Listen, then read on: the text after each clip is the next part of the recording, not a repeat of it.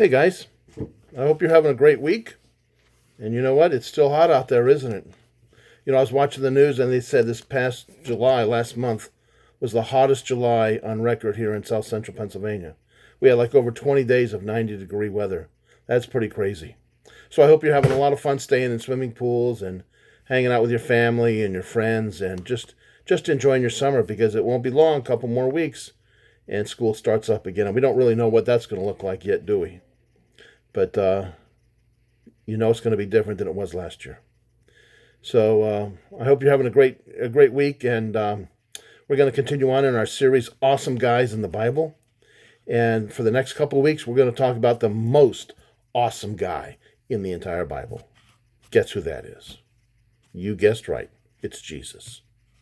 There's things about Jesus we don't think about too often. And so next couple of weeks, we're going to talk a little bit about those things that we learn from his personality that maybe we don't think about too much.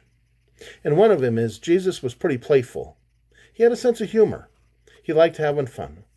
And he liked spending time with his disciples, his best buds, his BFFs, so to speak, right?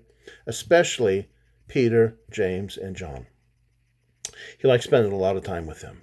And you might be thinking, well, when was Jesus funny? Or when was he playful? When did he have fun with them? Well, actually, there's quite a number of examples in the Bible, but we're just going to talk about one of them today because you know what? What did the disciples do as a career before they met Jesus? Most of them. They were fishermen, right? So I want you to open up to Luke chapter 5 and the verse 1 through 11. We're going to read those. I'll read them real quick. But I want you to get a picture, sort of a snapshot of Jesus and what's going on here, okay? So this is the very first time that Jesus started calling for his disciples. So it's Luke chapter 5, and here, let me read it for you. One day as Jesus was standing by the lake of Gennesaret, which is the Sea of Galilee, with the people crowding all around him and listening to the word of God, he saw at the water's edge that there was 2 boats, left there by the fishermen, who were washing their nets. And he got into one of the boats, the one belonging to Simon, now this is Simon Peter, and asked him to put out a little from the shore. And he sat down and he taught the people from the boat. Pretty cool idea. And when he had finished speaking, he said to Simon, "Put out into the deeper water and let down the nets for a catch." And Simon answered, "Master, we've worked hard all night and haven't caught anything, but because you say so, I will let down the nets." And when they had done so, they caught such a large number of fish that their nets began to break. And so they signaled their partners in the other boat to come and help them. And they came and filled both boats so full that they began to sink. Wow, that's an awesome miracle, isn't it? And when Simon Peter saw this, he fell down at Jesus' knees and said, "Go away from me, Lord, I am a sinful man." For he and all his companions were astonished at the catch of fish that they had taken. And so were James and John, the sons of Zebedee, Simon's partners. Then Jesus said to Simon, "Don't be afraid. From now on, you will catch men." So they pulled their boat up on shore.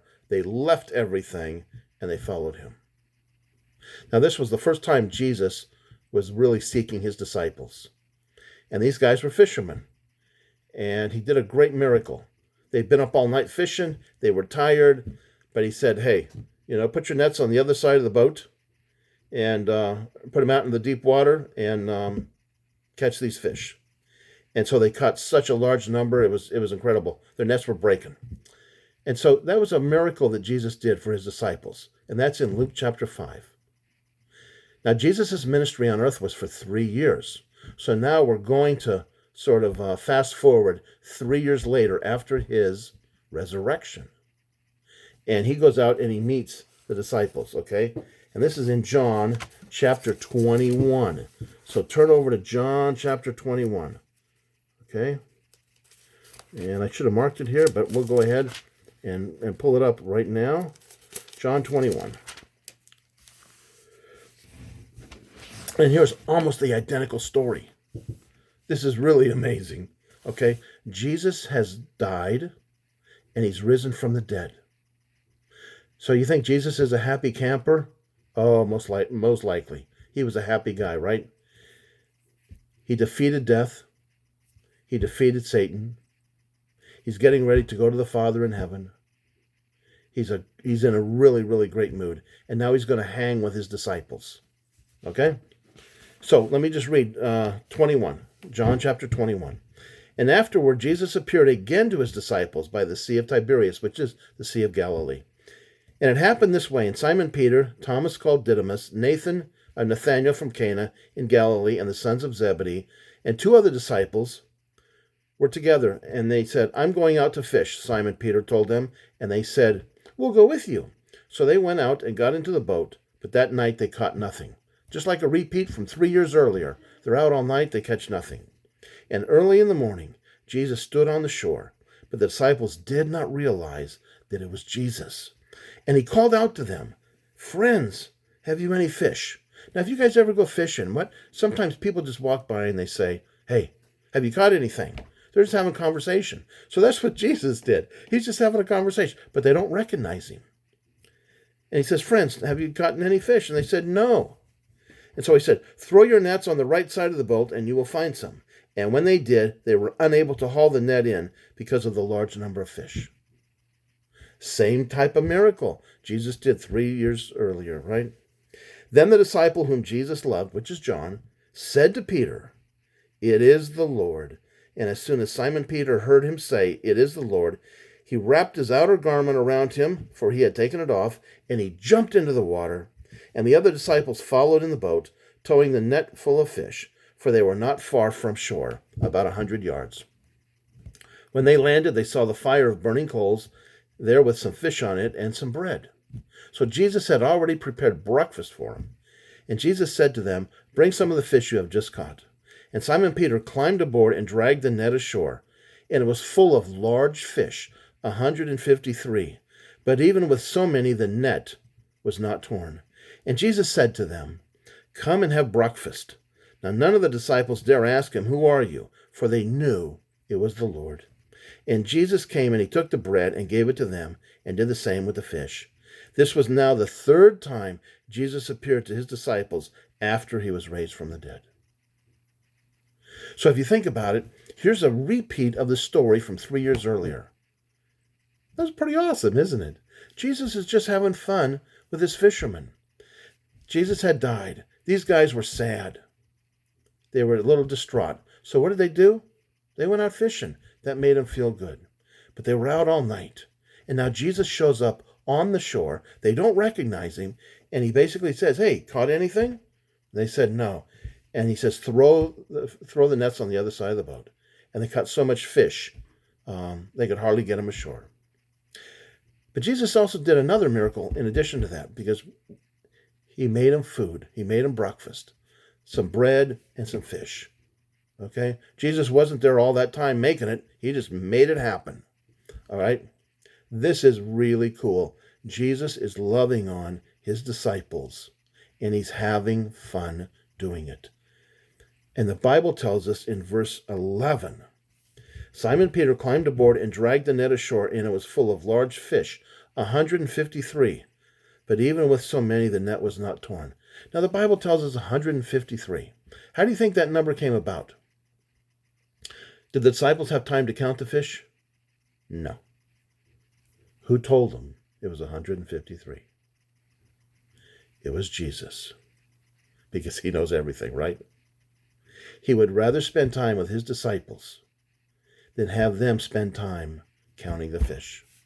And so can you imagine Jesus is sitting there having breakfast, and Simon Peter says, hey man, we got to go count the fish. And Jesus says, it's 153. He's having fun with them.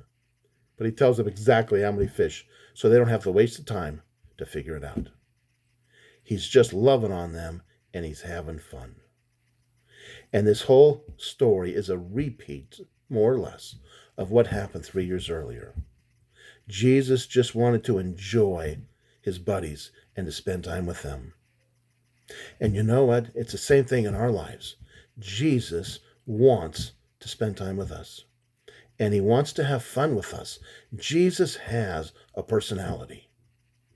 And just like we have fun in our lives, and we can be somewhat playful with each other and goof around and joke around, Jesus is the same way. We just don't always think of him that way. But he is the same way. And we see a lot of his playfulness and his humor in creation, right? So Logan, you got a new cat, right? Have you seen your cat chase its tail yet?